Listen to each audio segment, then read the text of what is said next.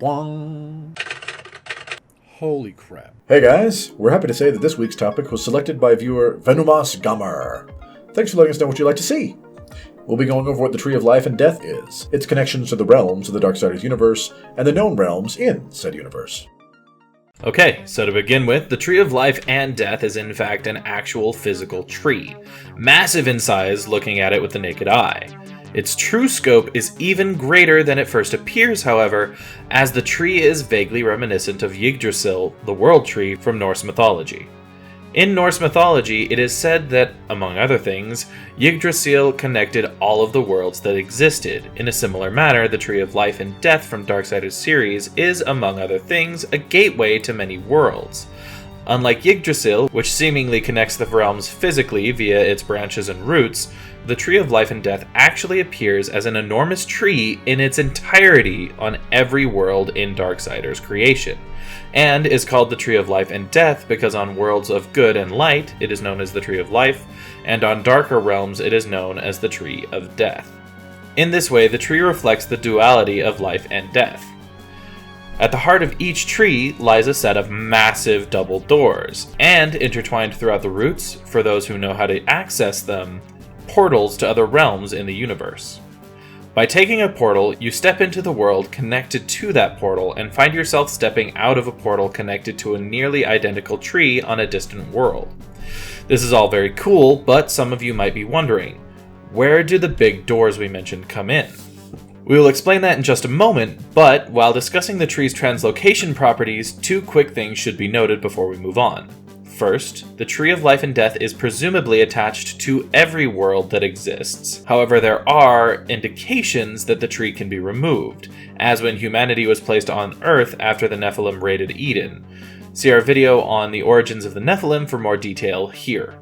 The tree was removed from the world in an attempt to safeguard the human race from further assaults until such time as they could contend with the beings in the rest of reality.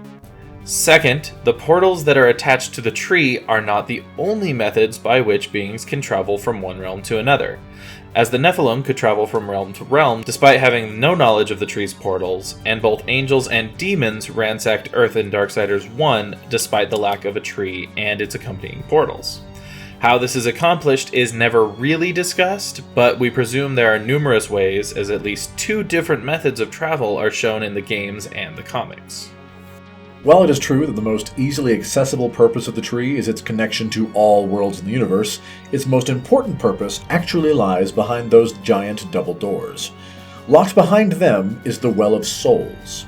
The Well is arguably one of the single most important sites in all of creation. When a being dies, even on a world without a tree, like Earth, the departed soul is sent to the Well of Souls, unless the thing that dies is an old one, as they are somehow too old for the well to properly affect them in the afterlife.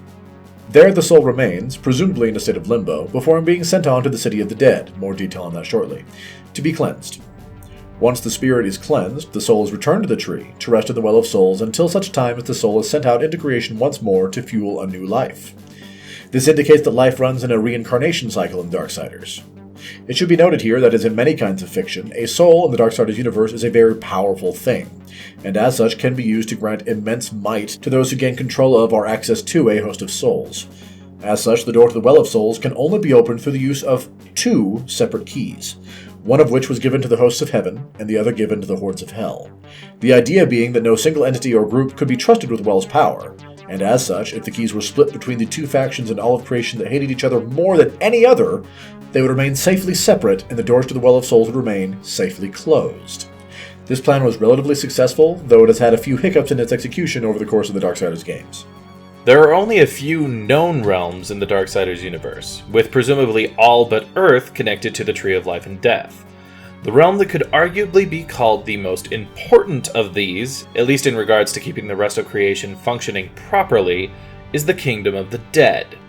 This world plays host to Phase 2 of the reincarnation cycle, in which nearly all life in Darksiders takes part. When a soul dies, it is sent to the Well for a time, before eventually traveling from the Well of Souls to the City of the Dead. Once there in the city, the soul in question is purified, cleansed, and purged of any connection to the soul's previous life. Thereafter, the soul is returned to the Well of Souls to await its reincarnation somewhere in the vastness of creation. It has been noted that this cleansing process is strenuous, and some souls have been known to be driven mad, or even be destroyed during the process, with still other souls escaping the city of the dead to haunt the otherwise largely barren wastes of the kingdom of the dead, rather than being subjected to the purification. Another realm to which the tree connects is known as the Forge Lands. Though they are not originally from the Forge Lands, it is here that the ancient makers, the 10-foot-tall magic dwarves responsible for the creation of both worlds and objects in time long gone, settle themselves. The Forge Lands are a lush world of water, trees, and life. At least they are now. Long ago, when the makers first settled in the Forge Lands, the realm was ruled by giant fiery bat-like creatures, of which Baethir, an optional boss in Darksiders 2, is believed to be the last. The creatures ruled the skies and scorched the land, herding makers like cattle for food and sport, until eventually the makers were able to wipe out the vast majority of the giganto-fire bats and establish their own dominion over the Forge Lands. From here, the makers would travel all over, earning their name by forging newness in life wherever they went. There is another place said to be located somewhere between the Tree of Life and the Tree of Death. This place is known as the Shadowlands, a place of swamps, bogs, lava, and the ordered creation of a maker known as the Mad Smith, and his creation, the Abyssal Forge.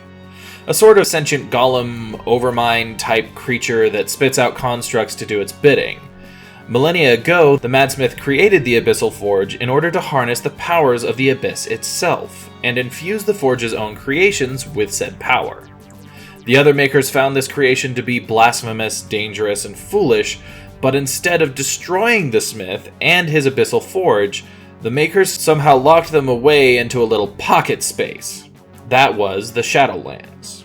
When the seal on the Shadowlands was broken, the Horseman Death arrived on the scene to sort out what the makers could not or would not millennia prior. The realm known as Lost Light is notable primarily for its being an outpost for the forces of the heavens. Though not the home world of the angels, Lost Light is one of their major strongholds and outposts, and acts as, presumably one of many, watchposts from which the angels survey the realms of creation, watching for any trickery or duplicity from the demons, their long-hated foes. Lost Light in particular keeps an eye out for anything that would directly threaten the White City itself, the center of power for the forces of the heavens.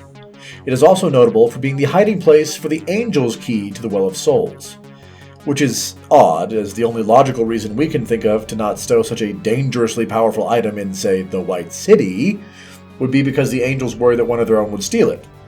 But even that almost seems preferable to leaving the key in a place that is inherently more vulnerable than the White City itself, especially when one considers that, tactically speaking, if you want to siege a target, you take out its watchtowers, making Lost Light a prime target if anyone ever wants to siege the White City. But hey, we don't run things, we just document them. The last world that we know for certain is connected to the Tree of Life and Death is a realm known as Shadow's Edge. In simplest terms, it's sort of the dark mirror realm to Lost Light, a bastion of the forces of Hell stationed outside of Hell itself. It is here that Samael, considered to be the second most powerful demon in existence, though some say he is in fact the most powerful, made his home before the events of Darksiders 1.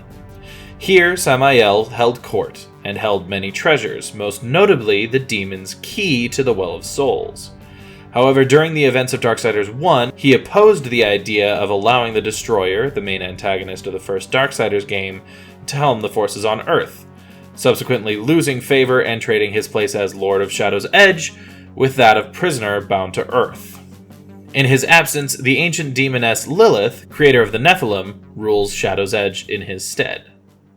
And that's basically the story of the Tree of Life and Death. The tree that links creation together and houses the function that allows all of life to continue. We hope you enjoyed this video. If you did, please leave us a like, and if you have ideas for videos you'd like to see us do in the future, do like Venomous Gamer and let us know in the comments down below. If you'd like to see more videos from us in the future, be they lore or let's play, go ahead and hit that subscribe button. In the meantime, this has been Two Men and a Mic, signing off. Hey guys, you can click the link in the left for our last lore video. You can click the link on the right for our last Let's Play. And right here in the middle, that orb, you can hit that to subscribe. Also, ring the bell if you want to be notified when we post a new video. This is Two Men and a Mic. Thanks for watching.